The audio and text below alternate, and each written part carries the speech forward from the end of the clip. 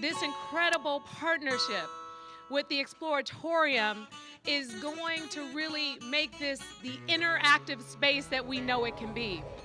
The planning department was really proud to partner with the public library on the Exploratorium on bringing this exhibit to the Civic Center. We've been doing this work in the Civic Center in a number of different forms for the last several years.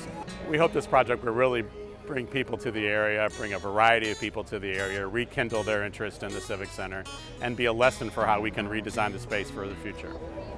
We're very excited about the installation. We've been working with the Civic Center Commons and the Exploratorium now for nearly a year, and we think that it's going to have a major impact on how people first encounter the main library. And we expect that with an engaging installation like the Exploratorium Middle Ground here on Larkin, before people come into the library, they're going to experience like this really positive place where people can come together and talk about how we socialize and how we meet new people and learn from people.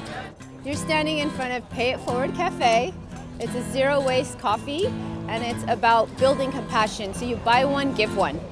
The interesting thing about this partnership is that like any installation in public space, it has to be ready for it.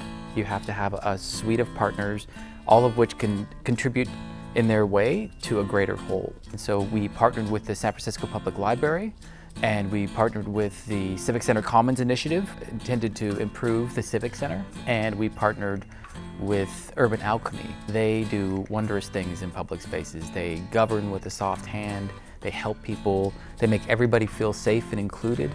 And so combining the kinds of exhibits that we develop, which were informal and fun and engaging, with the kind of wisdom and insight that they bring, we couldn't have done any of this without those partners. And over the course of the next year, I think we're all looking to learn a lot from this experiment, not only from the evaluation of the exhibition and talking to people about social sciences, but also about how to improve public spaces